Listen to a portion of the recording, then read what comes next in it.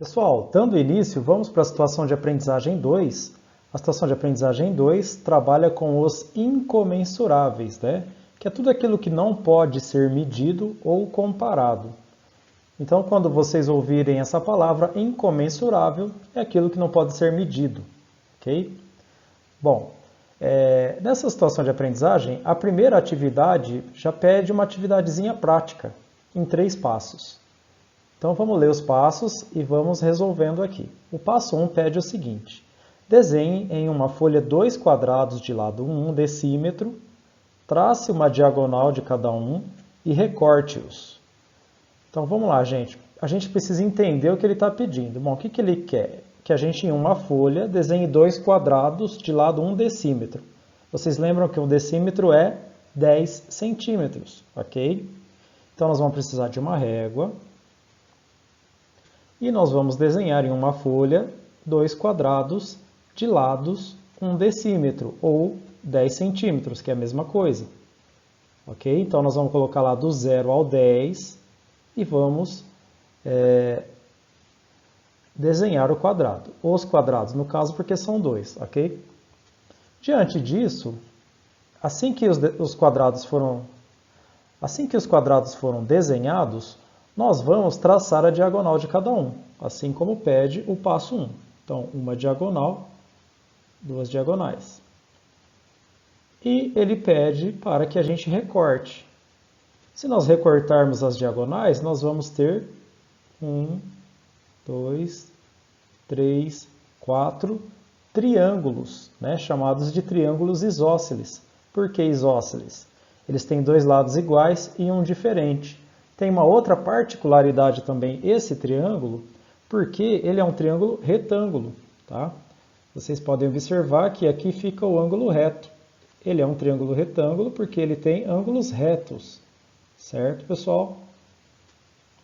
Então, os 4 têm ângulos retos, ângulos de 90 graus. Perfeito?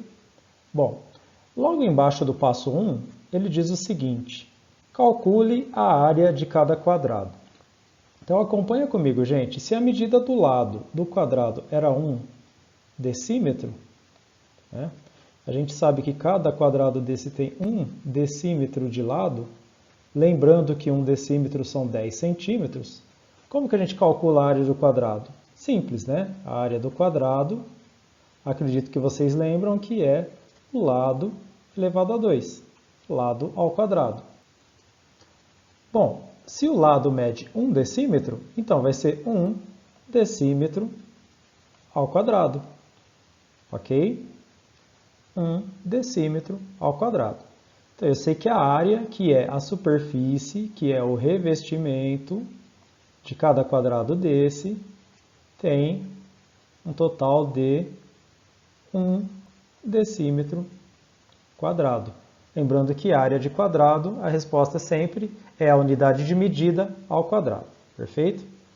Bom, então essa é a letra A, logo embaixo do passo 1.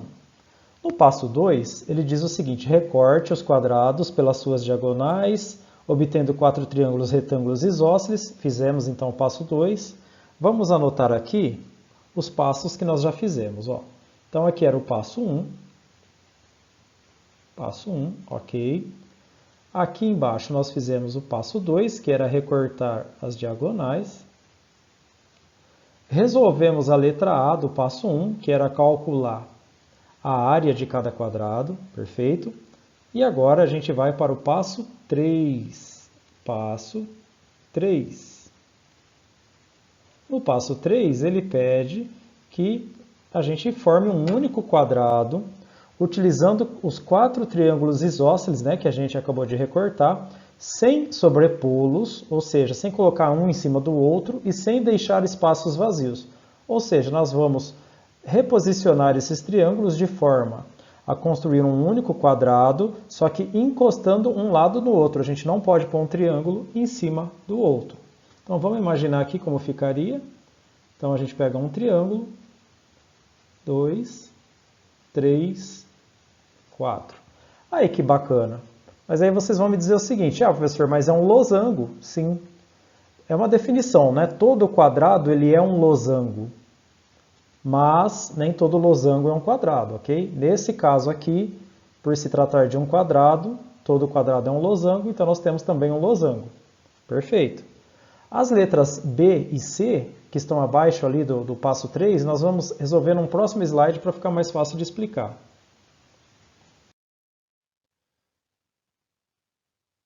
Então aqui nós temos o seguinte, qual é a área do novo quadrado? Ele pergunta na letra B. E qual é a medida do seu lado? Então vamos lá. Para a gente saber a área do quadrado, a gente precisa saber a medida do lado. Ok? Então nós vamos primeiro calcular a medida do lado desse quadrado. Eu até fiz aqui, olha, partindo do losango, eu coloquei que se eu girasse esse losango aqui, ó, o quadrado desenhado, né? Então está aqui o quadrado, é o mesmo, tá? Eu apenas girei para mostrar que o losango aqui, nesse caso, é o quadrado que a gente está trabalhando. A gente precisa, aliás, não pode esquecer que nós estamos usando régua, ok? Para fazer essas atividades, é muito importante, né? Bom, a área do novo quadrado, eu preciso descobrir quanto vale cada lado dele. Vou chamar de x aqui, tá? Se vocês observarem, o lado desse quadrado nada mais é que a diagonal do triângulo isósceles lá que a gente tinha recortado. Então, a medida dessa diagonal, né, que a gente também chama de hipotenusa, é a medida do quadrado que nós construímos no passo 3. Ok? Só para lembrar, gente, cada lado desse triângulo aqui, que é a metade de um quadrado daquele, né, porque foi cortado na diagonal, mede 1 decímetro. Ok? 1 decímetro, 10 centímetros, que a gente já conversou. Como que a gente poderia calcular, então, essa diagonal aqui, que também é a medida do lado desse novo quadrado? A gente poderia calcular o teorema de Pitágoras, ok? Acredito que vocês lembram, né? O quadrado da hipotenusa é igual à soma dos quadrados dos catetos, né? A ao quadrado igual a b ao quadrado mais c ao quadrado. Ou também existe uma relação com relação à diagonal e o lado do quadrado que diz o seguinte: a diagonal de um quadrado, isso dá certo no quadrado, ela é indicada por lado multiplicado por raiz de 2, lado raiz de 2. Nesse nosso caso aqui, olha, a nossa diagonal, ela vai ser o quê? 1 decímetro, raiz de 2. Então, nossa diagonal equivale a 1 raiz de 2, só que em decímetro, ok? Logo, esse lado aqui equivale, né, que é do quadrado, 1 raiz de 2 em decímetro. Ok, até agora a gente calculou a diagonal, né? A diagonal do triângulo retângulo isósceles aqui, que é 1/4 desse quadrado. Mas ele quer também, achamos aqui a medida do lado, né, com isso, mas ele quer também a área desse novo quadrado. E como que a gente vai calcular a área desse novo quadrado? Simples. Lembra que a gente falou que a área do quadrado é igual a lado elevado ao quadrado? Opa! Vou apagar esse pontinho. Então, voltando aqui, lembra que a área do quadrado, esse aqui é um quadradinho, tá, gente? É igual a lado elevado a 2, é lado ao quadrado? Então, simples, a gente vai pegar a área desse quadrado, vai ser o quê?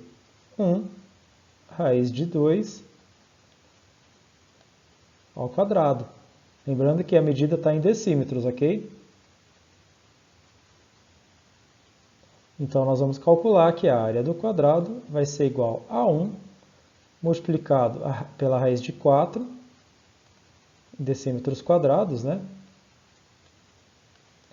Então, a área desse nosso quadrado vai ser igual a 1 vezes 2 decímetros quadrados. Então, a área do quadrado é igual a 2 decímetros quadrados. Ok? Pessoal, então nós calculamos que a área desse quadrado maior é de 2 decímetros quadrados. Respondendo assim, então, a atividade B. Então, eu vou anotar aqui, olha, que nós respondemos a atividade B. A atividade C, ele pede o seguinte. Deixa eu só passar um traço aqui. Qual é a relação entre a diagonal dos quadrados que foram recortados e divididos pelas diagonais, né? E o lado do novo quadrado? Qual que é a relação simples, né? Que é a diagonal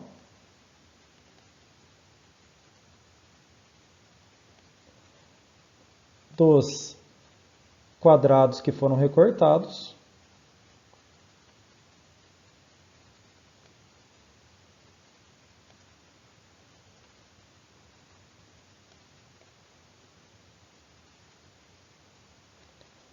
é exatamente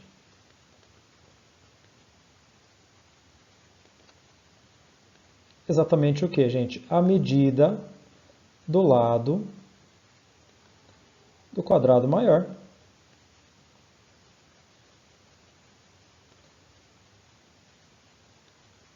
Simples assim. E aí, a medida do lado do quadrado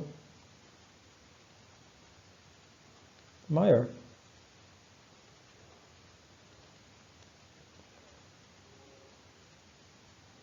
Bom, gente, dessa forma nós resolvemos então os itens B e C, ok?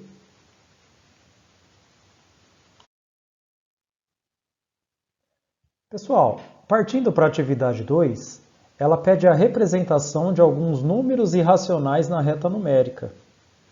Então vamos ler a atividade e vamos fazer o que se pede. Os números irracionais podem ser representados na reta numérica por meio de construções geométricas. Desenhe um quadrado de lado 1, com um dos seus vértices no ponto 0 e um dos seus lados sobre a reta numérica abaixo. Então, gente, a gente tem uma reta numérica aí, numa malha quadriculada, e ele pede para que a gente desenhe um quadrado de lado 1. Gente, é muito importante que vocês usem régua para todas essas atividades com geometria, tá? Não custa, né? Vamos fazer bonitinho. Então, se a gente desenhar aqui um quadrado de lado 1, então nós vamos fazer essa imagem aqui, né? Nós vamos formar essa imagem. Parte do ponto 0, um dos lados está exatamente em cima da reta, de 0 a 1, nós temos aí um quadrado de lado 1. Em seguida, com a ponta seca do compasso no ponto 0 e a abertura do compasso com a medida da diagonal, construa o arco até cortar a reta numérica marcando um ponto. Então, gente, nós vamos precisar de um compasso, ok? Posiciona a ponta seca do compasso, né, que é a pontinha de ferro no 0, o grafite na abertura da diagonal desse quadrado, e quando a gente traçar esse arco até encostar na reta, olha lá, acredito que vocês estejam vendo ali, né? Onde passar o grafite do compasso, nós temos aqui exatamente a medida que é um número irracional raiz de 2. Inclusive, ele coloca embaixo da própria atividade. Ó, o ponto encontrado sobre a reta numérica será o ponto do número irracional raiz de 2. Então, a gente tem aqui a diagonal desse quadrado, que equivale a raiz de 2. Daí aquela definição que eu comentei em atividade anterior, né? Que toda diagonal do quadrado é o lado raiz de 2. No caso aqui, como o lado desse quadrado mede 1, então 1 vezes a raiz de 2 é a própria raiz de 2. Para a gente entender ou aproximar, né, esse número, a raiz de 2, a gente aproxima com duas casas decimais para ficar fácil só de entender, né, de enxergar esse número, porque ele é irracional. Né? A parte decimal dele, ou seja, depois da vírgula, ela não tem um período, ela vai para o infinito e nunca se repete. Né? Então ela não tem um período, eu nunca sei o número que vem depois, né? Indo para o infinito. Então a gente costuma só deixar aproximado 1,41, alguns usam 1,4, está de bom tamanho dependendo da atividade, ok? Então está feita aí a atividade 2, os itens A e B.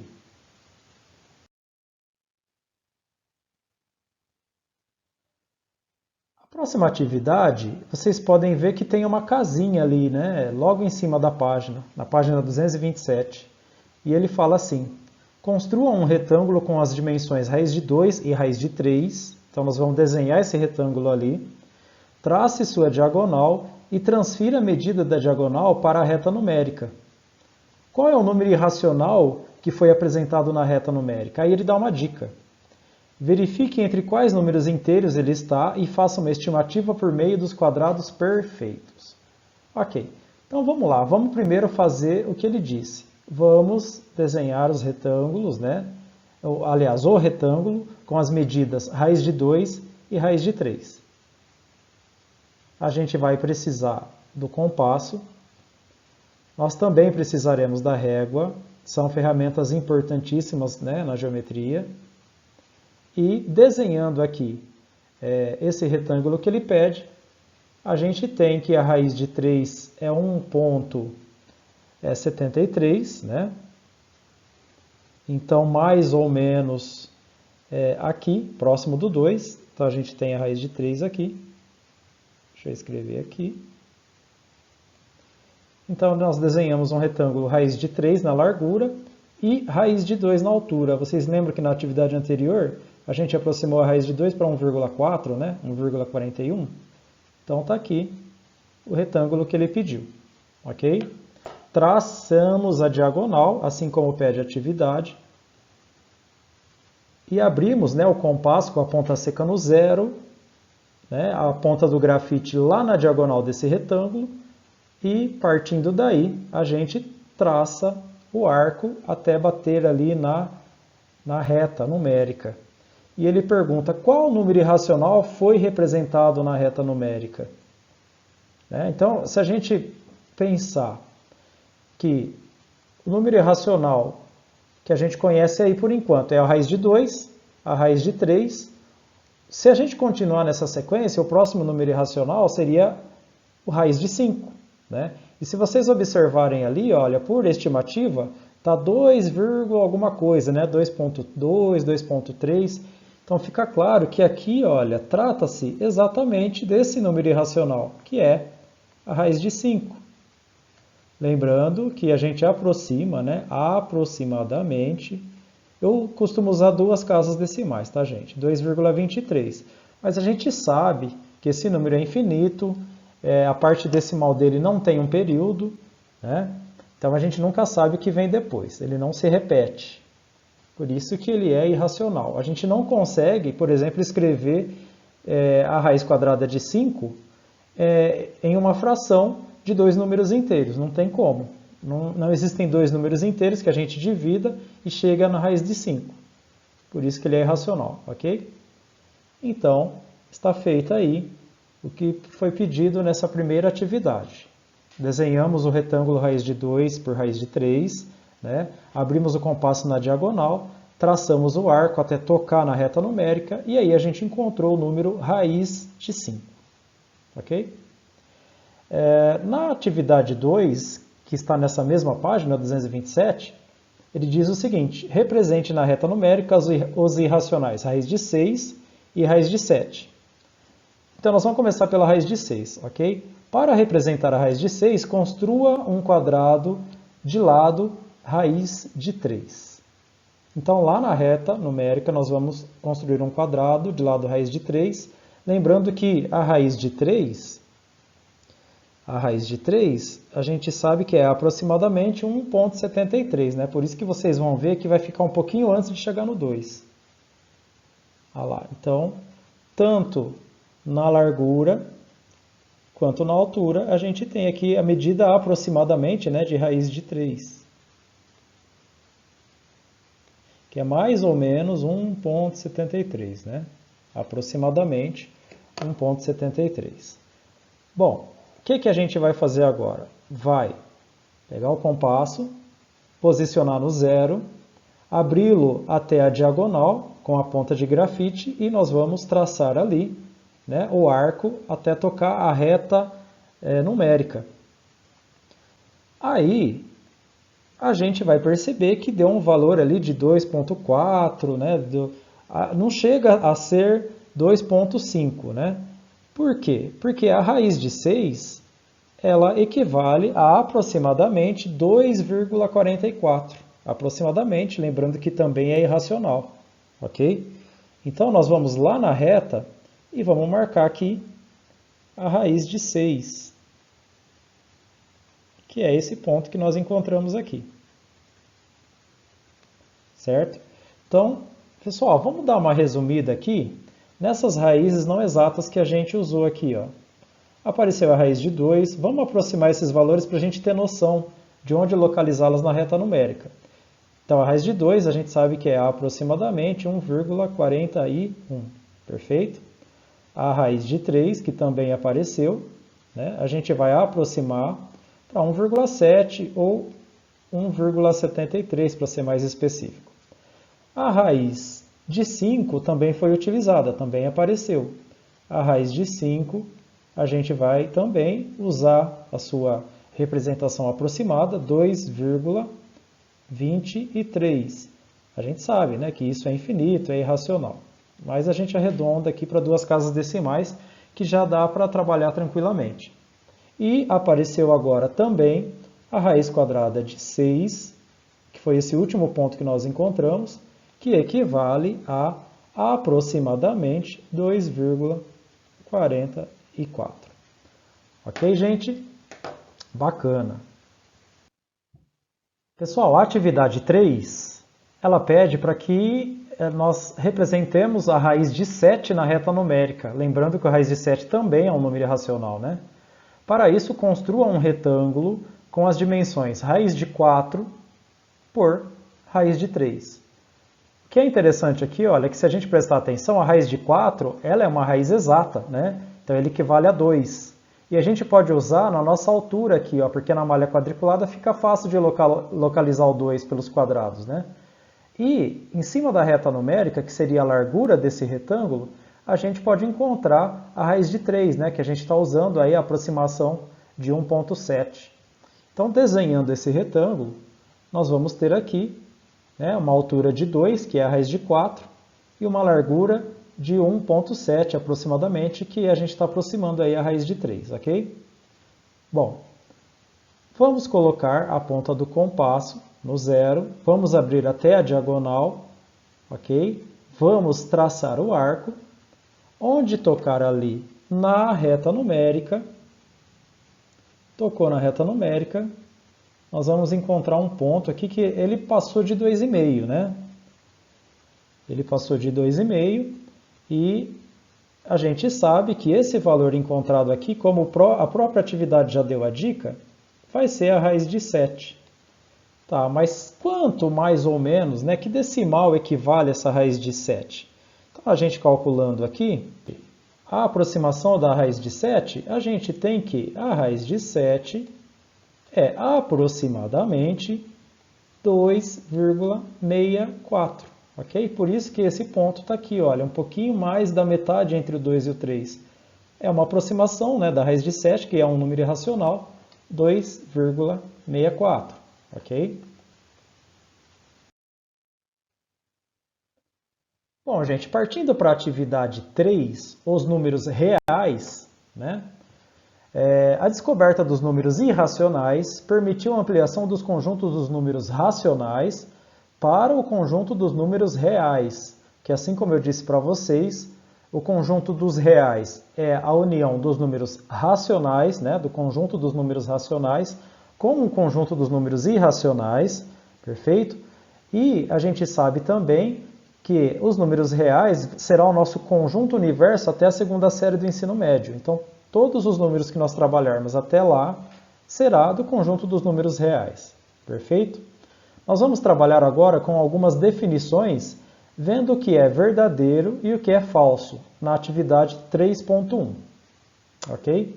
Então, vamos lá. 11 sétimos, que ele já pergunta, é um número irracional? Bom, a definição de número irracional é aquele número que não pode ser escrito em forma de fração. Então já tem um problema aí, por quê? Porque 11 sétimos é uma fração. Logo, se ele está dizendo que 11 sétimos é um número irracional, isso é falso, né? Isso é mentira. Então a gente coloca um F aqui, ó, falso. Ok? A soma de dois números naturais resulta sempre em um número natural? Sim, gente. Qualquer número natural, que é aquele primeiro conjunto de números que a gente aprende, se a gente somar quaisquer dois números naturais, nós encontraremos, sim, como resposta, um outro número natural. Então, isso é verdade. Ok?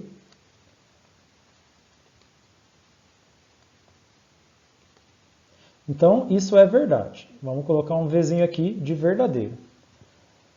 Bom, continuando, a gente tem ali, menos 10 quartos é um número inteiro? Gente, se é um número inteiro, então o resultado dessa fração tem que ser um número inteiro, ou seja, ele não pode ser decimal, ele não pode ter vírgula, né? Ele não pode ser um número quebrado. Mas a gente sabe que se a gente dividir 10 por 4, nós vamos encontrar 2,5. Pense em dinheiro, se eu tenho 10 reais, vou dividir para 4 pessoas, vou ter 2,50 cada um. Apesar de ser negativo aí, né? Seria uma dívida, né, de 2,50. Mas em todo caso, não é um número inteiro, por conta desse decimal. Então, isso é falso. Ok? Todo número natural também é um número racional? Óbvio. Todo número natural ele pode ser escrito em forma de fração. Então, isso é verdadeiro.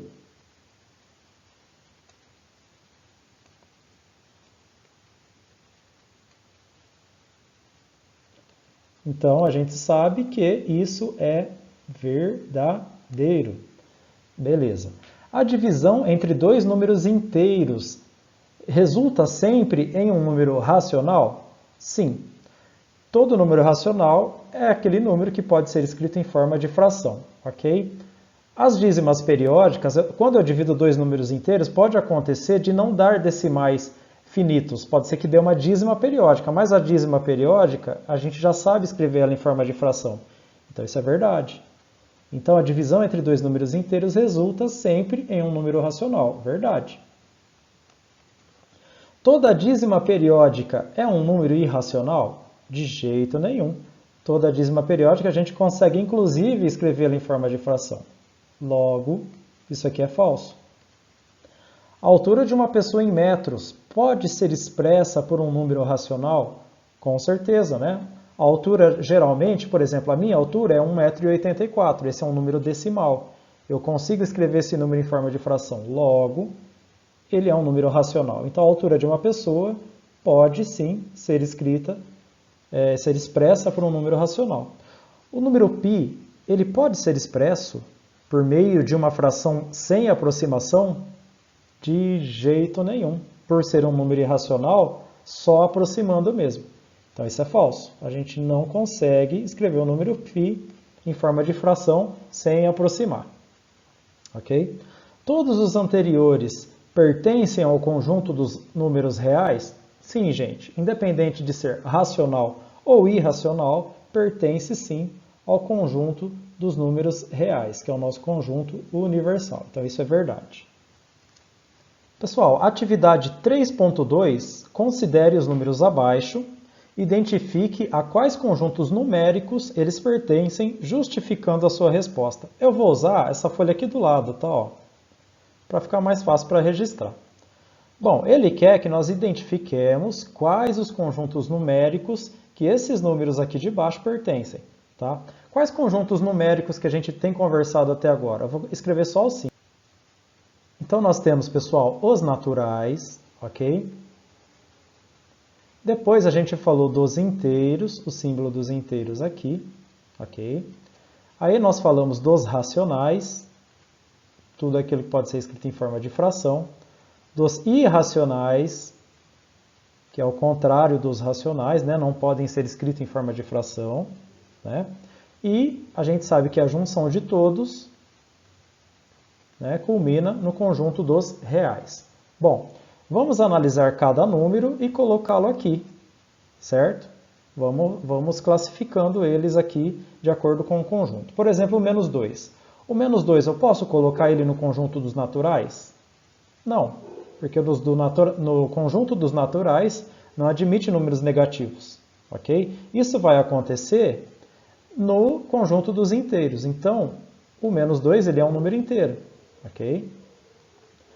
Falando ainda do menos 2, ele pode ser racional? Eu posso escrevê-lo em forma de fração? Sim. Então, menos 2, racional. Menos 2 é irracional?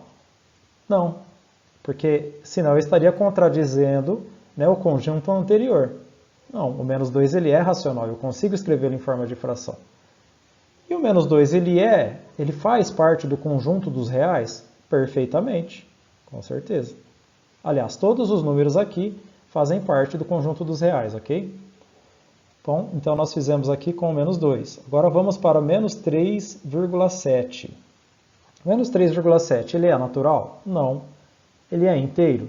Não, por conta dessa vírgula, né, desse número decimal, mas ele é racional. Então eu venho aqui e marco o número menos 3,7, ok?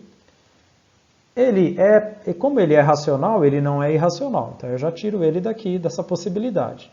Mas ele é real, portanto, eu venho aqui e marco também o menos 3,7. Perfeito. Fizemos agora com o menos 3,7. A fração menos 3 sétimos não é natural, ok? Não é inteira, porque ela está em forma de fração, porém ela é racional. Então nós vamos marcar ela aqui, menos 3 sétimos. Perfeito. Se é racional, não é irracional, mas é real. Então marcamos aqui 3 sétimos, menos 3 sétimos. Ok. O número 1. Bom, vamos ver. O número 1 ele é natural, óbvio.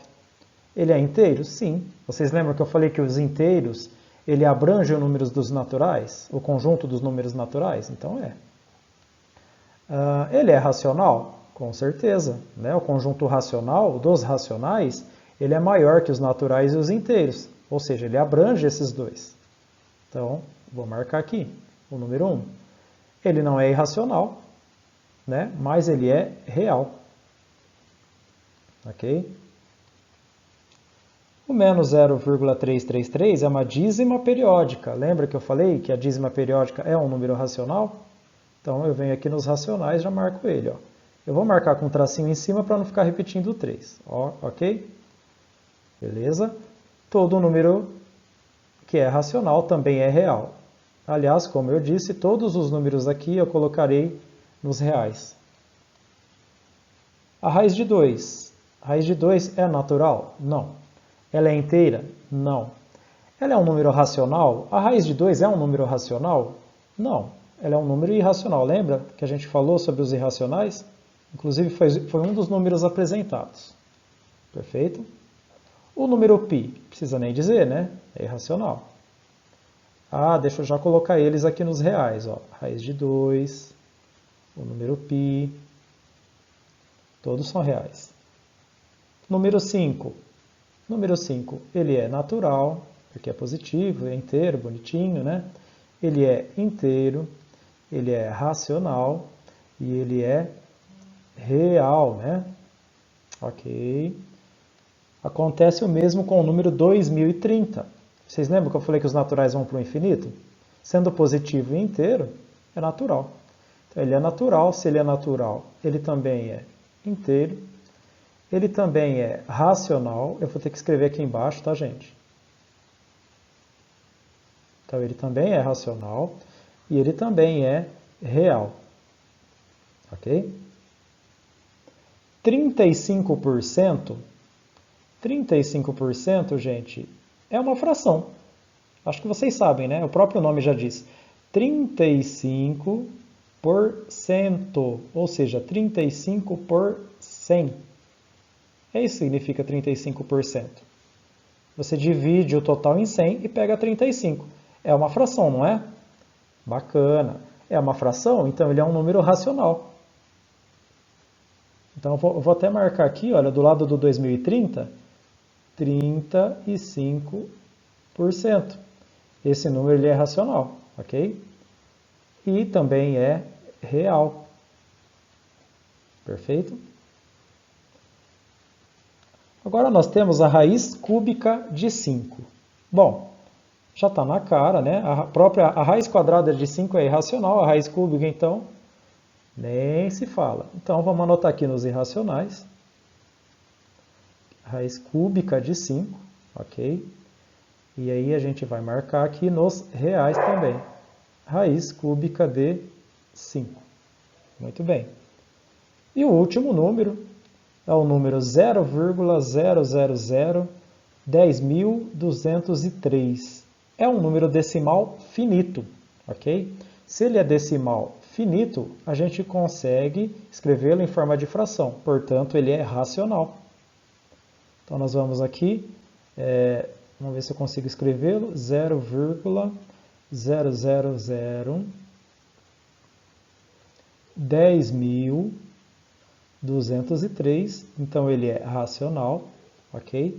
E também, vou escrever na linha de baixo porque é um número extenso, e também ele é um número real.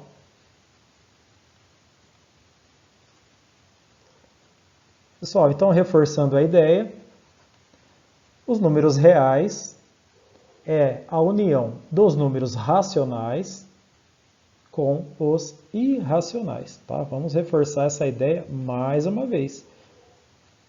É a união dos números racionais, né? O U de união com os números irracionais, ok? Espero que vocês tenham entendido aqui, então, essas classificações que nós fizemos dos conjuntos numéricos aqui. Bacana, gente. Muito bom.